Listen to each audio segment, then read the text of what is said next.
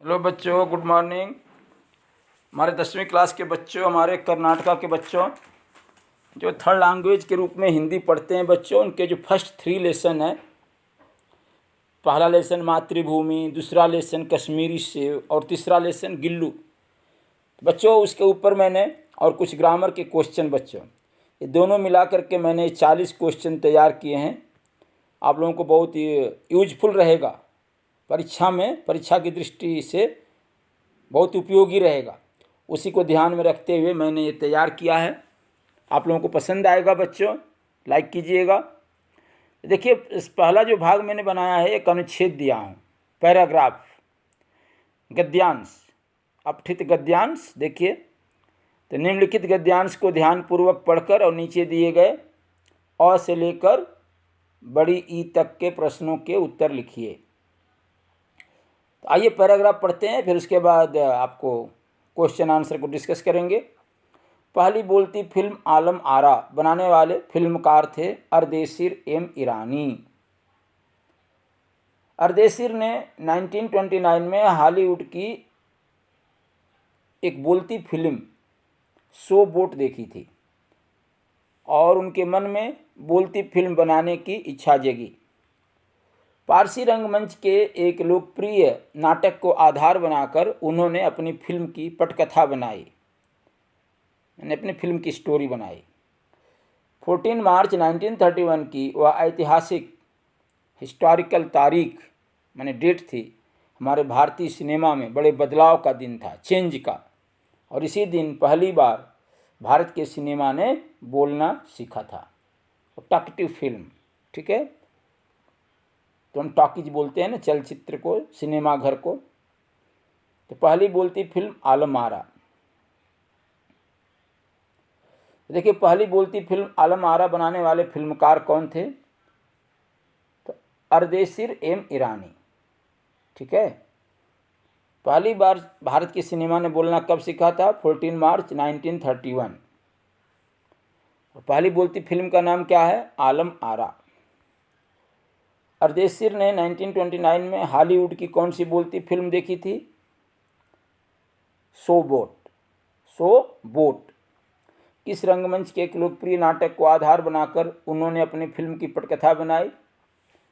पारसी रंगमंच के एक लोकप्रिय नाटक को देख करके। अब आइए कुछ ग्रामर के क्वेश्चन देखते हैं, फिर क्वेश्चन आंसर पुस्तक वाले एक्सरसाइज के कुछ पाठ के अंदर के। बहुत ही अच्छा है बच्चों, इंटरेस्टिंग है। बाघ शब्द का अन्य लिंग है टाइगर, टाइग्रेस, बाघिन, और दूसरा वाला बी सही है। सुराही पर लेट जाता है, जो पर जो चिन्ह है कारक चिन्ह, अधिकरण कारक। इस वाक्यांश में सही पहचान करके कारक का नाम लिखना है, अधिकरण कारक। खेलना क्रिया का द्वितीय प्रेरणार्थक। बच्चों जानते हैं हम लोग प्रेरणार्थक 2 तरह के होते हैं क्रिया, प्रथम प्रेरणार्थक क्रिया, द्वितीय प्रेरणार्थक क्रिया। खेलना का जो द्वितीय प्रेरणार्थक होगा खिलवाना, और सी तीसरा वाला सही है, खिलवाना। 10वां क्वेश्चन है खोज। इस शब्द का समानार्थक शब्द चुनकर लिखिए। समानार्थक सिनोनिम्स, पर्यायवाची शब्द तलाश, खोज मीन्स तलाश। सदैव किस संधि का उदाहरण है बच्चों? ये वृद्धि संधि, तीसरा वाला वृद्धि संधि। सदा जोड़ एव, सदैव। लिफाफा का अन्य वचन शब्द है बच्चों, हम सभी जानते हैं, आ को ए कर देने से पुल्लिंग का शब्द हो, आ को ए कर दीजिए, वो अन्य वचन बन जाता है लिफाफे, दूसरा वाला लिफाफे। आइए 13 क्वेश्चन। भीतर का विलोम शब्द, भीतर मीन्स क्या होता है? अंदर, इनसाइड। उसका अपोजिट वर्ड एंटोनिम्स बनाना है बाहर, लास्ट वाला, बाहर नहीं, बाहर। चलिए 14 वागी शब्द में संधि विच्छेद बताना है, वाक जोड़ ईस, दूसरा वाला सही है दोड ई। भगवान हमारा सबसे ईस, बड़ी ई, परमात्मा सबसे बड़ा होता है बच्चों। मातृभूमि कविता के कवि कौन है बच्चों? हम सभी जानते हैं, उनके पोएट का नाम भगवती चरण वर्मा। मातृभूमि कविता के आधार पर सभी और क्या गूंज उठा है? जय हिंद, जय हिंद का स्लोगन, नारा, ठीक है। ये सुभाष चंद्र बोस नेताजी ने स्लोगन दिया था, जय हिंद। 17 क्वेश्चन। मातृभूमि कविता से किसकी महानता का परिचय प्राप्त होता है? भारत की महानता का परिचय। किसकी महानता का परिचय? भारत की। भारत के खेत कैसे हैं बच्चे पढ़े होंगे, हरे भरे हैं खेत सुहाने, हरे भरे। दूसरा वाला, जय हिंद का नाद कहाँ कहाँ पर गूंजना चाहिए बच्चों? नगर और ग्राम। लास्ट वाला, नगर और ग्राम, सभी टाउन में और विलेज में। गिलहरी गर्मी के दिनों में कहाँ पर लेट जाता था? सुराही पर, हुजी, कन्नड़ में हुजी अर्थन पाट, मिट्टी का बर्तन होता है, देसी फ्रीज बच्चों। लेखक मुंशी प्रेमचंद का जी क्यों ललचा उठा? सेब देखकर। लास्ट वाला, एप्पल, कश्मीरी सेब, सेब देखकर। पक्षियों के गुरु के रूप में किस पक्षी को स्वीकार किया गया है बच्चों? बहुत अच्छा क्वेश्चन है बच्चों, कौवे को। पक्षियों का जो राजा होता है, किंग, वो तो गरुण होता है, गरुण पक्षी। पर गुरु पूछा गया, पक्षियों के गुरु के रूप में किस पक्षी को स्वीकार किया गया है? कौवे को। गिलहरी का लघु गात, गात माने शरीर होता है बच्चों। छोटा शरीर किसके भीतर बंद रहता था? लिफाफे के अंदर। स्वाद में सेब किससे बढ़कर नहीं है बच्चों? दूसरा जो ऑप्शन है, आम से।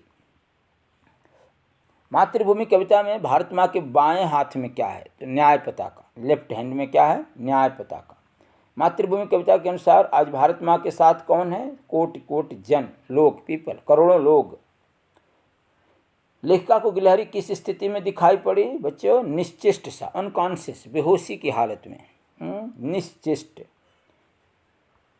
गिलहरी का प्रिय खाद्य क्या था बच्चों? काजू, कैसू नट, काजू। महादेवी वर्मा गिलहरी को किस नाम से बुलाती थी? तो गिल्लू, स्क्विरल, गिलहरी, गिल्लू। 24वां क्वेश्चन है, किस रचना के लिए महादेवी वर्मा को ज्ञानपीठ पुरस्कार प्राप्त हुआ? उनकी कृति, रचना, बुक, पुस्तक, कौन सी पुस्तक के लिए? यामा, यामा। आधुनिक मीरा किसे कहते हैं बच्चों?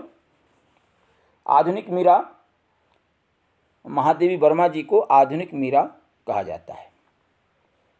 नागपुर किस फल के लिए विख्यात है बच्चों, फेमस है? तो वो संतरा, ऑरेंज सिटी, नारंगी, संतरा।